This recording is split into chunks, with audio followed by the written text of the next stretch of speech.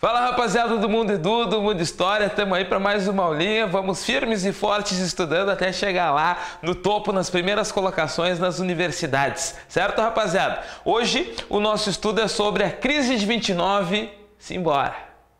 Simbora é coisa do Michel Teló, né? Simbora! Simbora!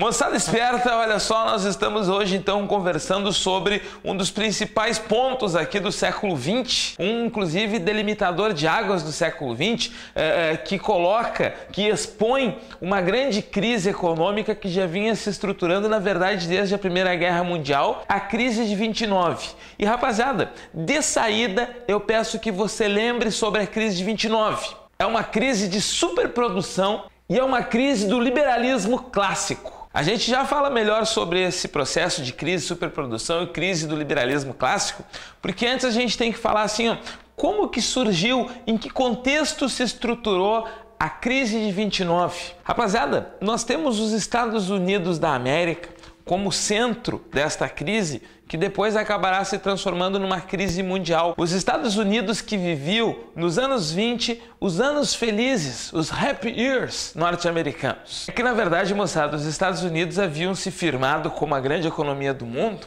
tá? Na verdade, até se a gente for analisar pelos dados e pelas estatísticas, desde 1913, um ano antes da Primeira Guerra Mundial. Mas ao longo da Primeira Guerra, por ter quase nada de envolvimento, só teve lá no final da guerra, os Estados Unidos se firmou como a grande economia do mundo. E agora, quando a gente chega aos anos 20, os Estados Unidos da América era o país que produzia quase metade de tudo no mundo em termos de indústria. Então os Estados Unidos da América viviam uma época de grande prosperidade, onde haviam se afirmado como a grande potência econômica do mundo, onde tinham uma grande participação na política mundial e um país que crescia e parecia só ter espaço para crescimento. Que na verdade, gente, é o modelo consumista de vida, né? O modelo aí de ter os eletrodomésticos, de ter acesso a bens como automóveis, o momento aí de ter geladeiras, de ter liquidificador, de ter toda a casa estruturada, montada, bonitinha, a época que o rádio começava a propagar as suas ondas e toda a família também começava a ter o rádio, as famílias iam ao cinema, as famílias elas começavam a se dar bem, ter casa própria, e aí, moçada, se fazia a propaganda que o próprio governo norte-americano estimulava, o "There is no way like the American way". Practice your pronunciation. O modo americano de vida. No outdoor, inclusive, fala ali, ó, o maior padrão de vida do mundo. E os Estados Unidos da América, eles estavam propagandeando que eram isso. E realmente, moçada, os Estados Unidos estavam vivendo um período de grande prosperidade. Então, rapaziada, os Estados Unidos da América viviam esse período de grande crescimento econômico, onde que alguns destaques a gente associa a esse crescimento econômico. Um deles, por exemplo, é o Fordismo, né? A produção em série, a produção na linha de montagem proposta aí pelo Henry Ford, fazia com que os Estados Unidos fosse o maior produtor mundial de automóveis naquela época e muitas indústrias se adaptaram às ideias fordistas. Os Estados Unidos da América também se aproveitavam da crise da Europa e da desorganização do parque industrial europeu, visto que, rapaziada, a Europa chegou a voltar 70% da sua indústria para a área de guerra durante a Primeira Guerra Mundial e agora ela não conseguia rearticular esse seu parque industrial. Com os Estados Unidos exportando bastante, havia geração de emprego. E aí, moçada, os Estados Unidos também tinham a formação de um mercado consumidor interno de forma interessante, né? Ampliava-se esse mercado de consumo. E as empresas que vendiam cada vez mais por exportarem e também por ter um mercado consumidor interno, elas começam a fazer a venda de ações de valores, para inclusive fazer um maior acúmulo de capital para poder fazer mais investimentos na expansão da indústria. O capitalismo financeiro monopolista, ele se destacava nesse contexto aí, moçada, e as empresas investiam e cresciam como se houvesse amanhã. Como se houvesse sempre para onde expandir mais. E aí, moçada, é que daqui a pouco nós vamos flagrar o problema do liberalismo econômico na crise de 29. Junto com o crescimento das indústrias, moçada, a gente vai ver o crescimento agrícola, né? As grandes fazendas ou empresas agrícolas, elas cresciam bastante. Primeiro, porque a gente estava falando, existe um aumento das camadas consumidoras dentro dos Estados Unidos. Segundo, elas vendem matérias-primas para muitas indústrias, vendem lã, vendem madeira e etc. Os anos felizes, rapaziada. Os Estados Unidos viviam esse momento de prosperidade, mas a gente vai ter que fazer um parênteses aqui nessa prosperidade. Atente, rapaziada, que nos anos 20, nós temos também um movimento operário significativo dentro dos Estados Unidos, porque não existe uma legislação trabalhista ampla que garanta muitos direitos para esses operários. Atente também que nos anos 20, existe um movimento feminista que pede direitos políticos. E atente também que nos anos 20 existe um movimento dos negros pedindo condições iguais, direitos iguais, visto que em boa parte dos estados norte-americanos o negro era tratado de forma diferente, era segregado. Mas, rapaziada, mesmo com alguns problemas, a maior parte da população norte-americana estava convencida que esses problemas eles iriam se resolver em breve, porque, os Estados Unidos agora era a grande potência do mundo, os Estados Unidos cresciam, os Estados Unidos exportava cada vez mais, só que aí, moçada, nós tínhamos um problema. A gente vai pegar aqui o gráfico 1, moçada, ó, e nós vamos ver o que aconteceu com os Estados Unidos para ele crescer tanto, né? Um dos principais pontos que a gente sempre tem que destacar é este aqui, ó.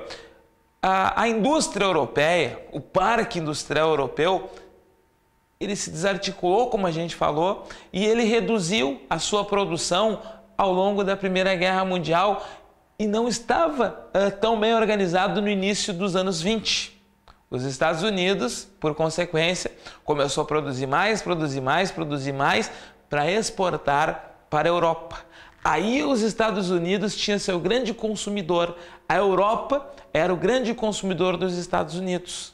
Porém, rapaziada, nós temos um detalhe interessante. O parque industrial europeu, obviamente, iria se reorganizar um dia.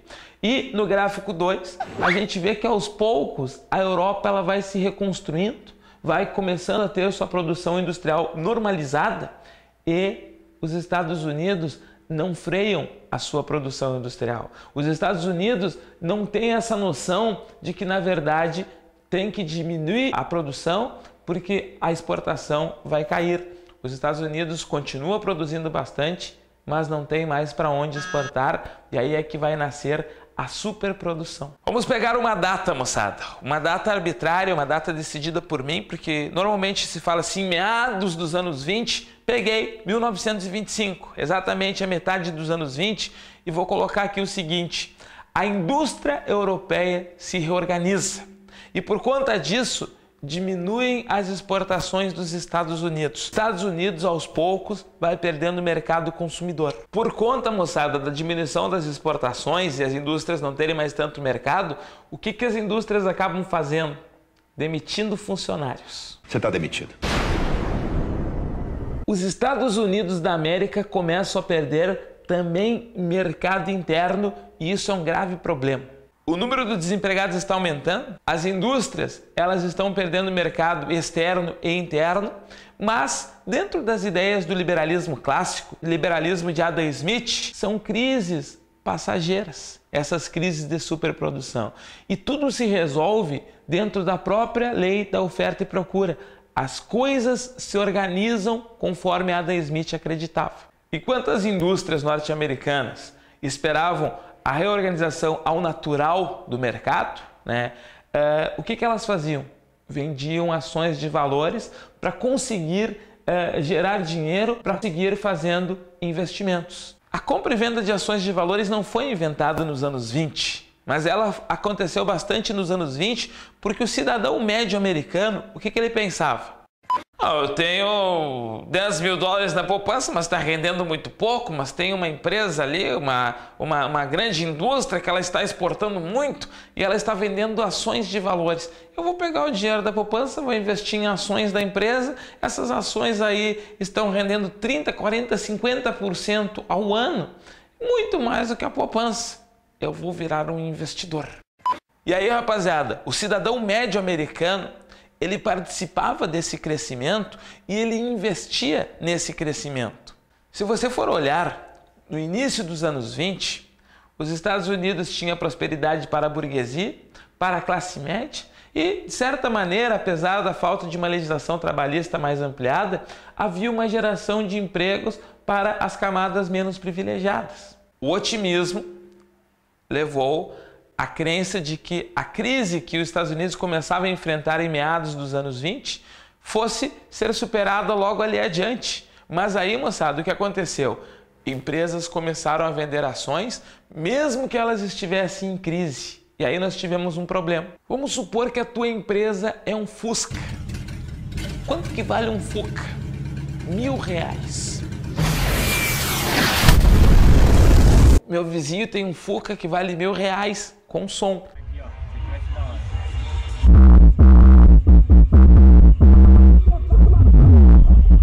Mas a empresa que é um Fusca, ela era vendida como se valesse uma Ferrari. Ai, moçada, mas sou um trouxa para comprar um Fusca achando que é uma Ferrari. Mas esse, na verdade, é que é o detalhe. Moçada, se eu convencer você de que um Fusca vale uma Ferrari, eu tô feito na vida. Porque, na verdade, eu vou começar a vender ações do Fusca. Eu vou dizer, não, gente, isso aqui é um Fusca, ele tem ar, tem direção, tem rodas de liga leve, e ele é um Fusca que ele foi usado pelo Ayrton Senna, sei lá, e eu começo a agregar valor de mercado. Isso é capitalismo financeiro. O Fusca não vale uma Ferrari, vale R$1.000, mas eu estou fazendo de conta que ele vale, e eu vou convencer você que eu vou vender ações do Fusca. Cada ação do Fusca vale R$1.000, eu vou vender 1.000 ações do Fusca a R$1.000 e ele vai valer uma Ferrari. Sound fair enough? E aí, moçada, algumas indústrias que eram Fuscas se faziam passar por Ferraris. Eles não tinham para onde crescer, eles não tinham estrutura, mas eles vendiam ações para o cidadão médio e para os homens que investiam em ações de valores nos Estados Unidos. Mas, moçada, enquanto isso, mesmo as empresas que eram Ferraris, elas passam por dificuldades, porque existe todo um sistema de especulação financeira nos Estados Unidos, uma corrida de venda de ações e compra de ações de valores, e a Europa, mesmo em crise, se reorganizava e deixava de comprar produtos norte-americanos. As empresas norte-americanas, elas não tinham nada que regulamentasse o comércio, nada que regulamentasse a produção, e aí elas cresciam demais. Nós estamos falando, moçada, na verdade, da crise do liberalismo clássico. O Adam Smith falava que a mão invisível do mercado, basicamente a oferta e procura, é que regulamentava tudo. A mão invisível do mercado, ela organizava. Ela gerava empregos aqui, ela gerava mercado consumidor ali e as coisas se ajustavam naturalmente. O governo norte-americano via as empresas crescerem demais, sabia que de repente não ia conseguir fazer exportações para a Europa, mas acreditava na mão invisível do mercado de Adam Smith. A mão invisível do mercado deveria ter ajudado as indústrias, mas a mão invisível começou a dar soco nas indústrias, começou a derrubar. Mas é em 1929 que veio todo o recesso, que veio o problema de indústrias grandes que começaram a quebrar. E aí isso vai gerar um efeito dominó. Porque se uma indústria grande quebra, os acionistas se apavoram e querem vender as ações. E acionistas de outras empresas querem vender ações e essas ações começam a despencar. Aquela indústria que valia um Fusca sempre foi um Fusca. Mas a indústria que valia uma Ferrari, ela vai virar um Fusca porque as ações de valores dela vão acabar despencando também. Empresas quebrando e nós teremos o crash da Bolsa de Nova York. A quinta-feira negra 24 de outubro de 1929. Dezenas de grandes indústrias quebram e arrastam milhares de indústrias que quebram também. A burguesia e os grandes acionistas e investidores estão falidos. Nós teremos, inclusive, moçada, depois da Quinta-feira Negra, a Terça-feira Negra, 29 de outubro, que é o dia marcado por um grande número de suicídios de investidores da Bolsa.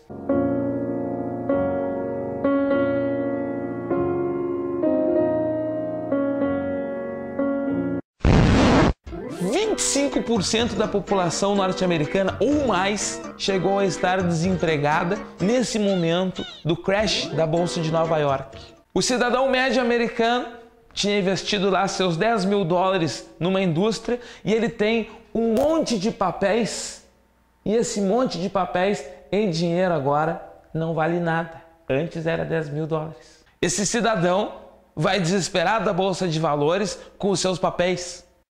Ô, seu moço, eu tô aqui com esse monte de ações de valores aqui, eu queria vender, como é que eu faço? Olha, meu senhor, a empresa aí que o senhor comprou as ações, ela faliu. Tá, mas e isso aqui agora vale quanto? Não tá valendo nada isso aí, quebrou a empresa. Mas o que eu faço com esse papel? Olha, sugiro que o senhor use para fins de higiene pessoal. Moçada, o crash da Bolsa de Nova York de 1929 instalava a crise de superprodução. Superprodução não é quando você produz demais necessariamente. É quando de repente você continua produzindo a mesma quantidade, mas o mercado se retrai. E isso aconteceu nos Estados Unidos da América. Milhares de empresas quebraram, milhões de trabalhadores ficaram desempregados. Estava instalada a crise do liberalismo clássico dentro dos Estados Unidos. A crise, na verdade, da não intervenção. O governo acreditava piamente nas leis do mercado, deixou tudo solto e os Estados Unidos da América quebraram, dando início àquilo que a gente vai chamar de, nos anos 30, a Grande Depressão. A Grande Depressão, na verdade, rapaziada, que acabou se alastrando pelo mundo. O mundo viveu a Grande Depressão. A Europa, que começava a se reconstruir, mas que tinha investimentos norte-americanos, tinha parceria econômica com os norte-americanos, volta a declinar. O Brasil, por exemplo, que era um grande exportador de café, vai também ter uma crise porque vai perder mercado para exportar. Na verdade, gente, um grande país no mundo apenas estava muito satisfeito e feliz com a Grande Depressão, a União das Repúblicas Socialistas Soviéticas.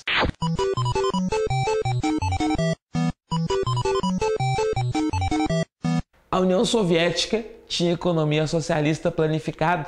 Ela não vai ser atingida por uma crise do liberalismo, que é justamente o contrário disso, é uma economia solta. Donos de indústrias quebrados, fazendeiros quebrados, milhões de desempregados, classe média desesperada, gente pegando sopa, nas filas de sopa para ajuda humanitária. Sequer isso o governo fazia, porque o governo ainda continuava acreditando na mão invisível do mercado.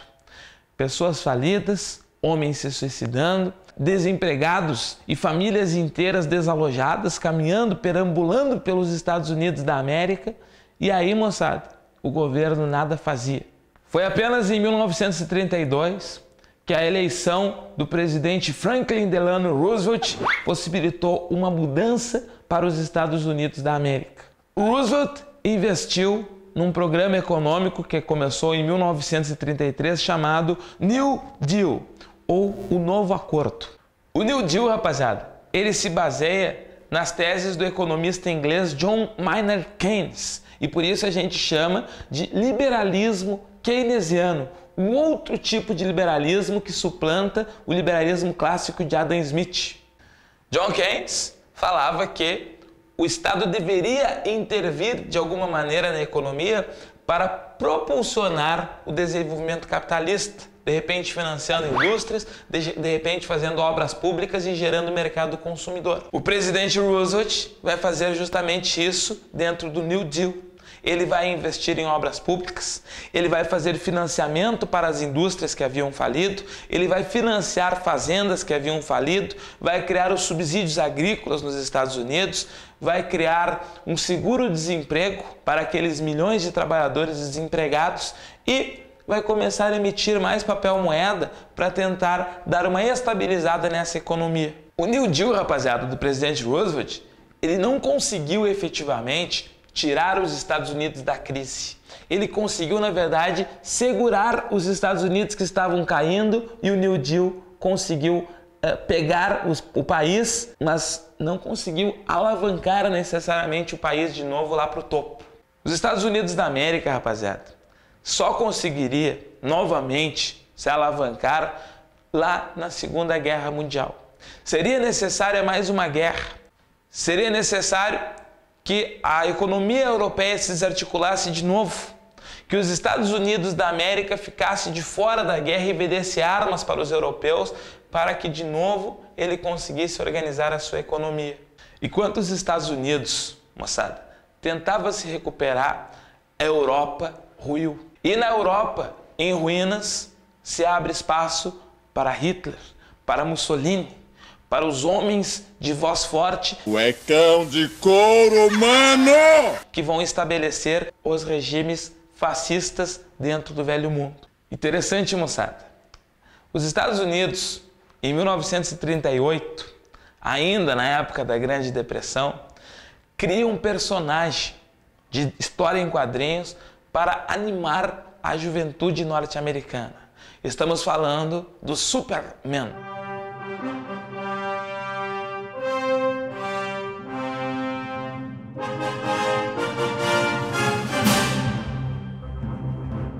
O Superman é a bandeira dos Estados Unidos de cuecas.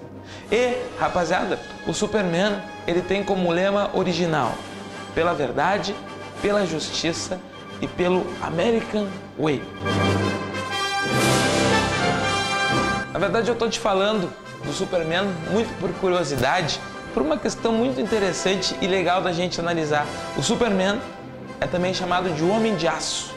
Stalin, presidente da União Soviética naquela época, é o Homem de Aço. A palavra Stalin significa em russo Homem de Aço. A União Soviética tinha o seu Homem de Aço, os Estados Unidos tinha seu Homem de Aço, o Super-Homem, e a Alemanha teria também o seu Super-Homem, Hitler, porque Hitler acreditava ser o Super-Homem, ou o Além-Homem, ou o Sobre-Homem, que o filósofo Nietzsche do século XIX dizia que existiria. Um dia chegaremos à espécie dos super-homens, ou o além-homem. Hitler propagava que ele era o super-homem que Nietzsche falou, e Hitler conduziria a Alemanha para um regime totalitário e, na sequência, para a Segunda Guerra Mundial. O fascismo é a nossa próxima aula, rapaziada. Fica aí com a gente, estuda forte, vamos nós, rumo ao topo do Enem, rumo ao topo das federais, vamos pegar tudo pra nós. Certo, rapaziada? Um grande abraço da equipe do Mundo Edu. Até!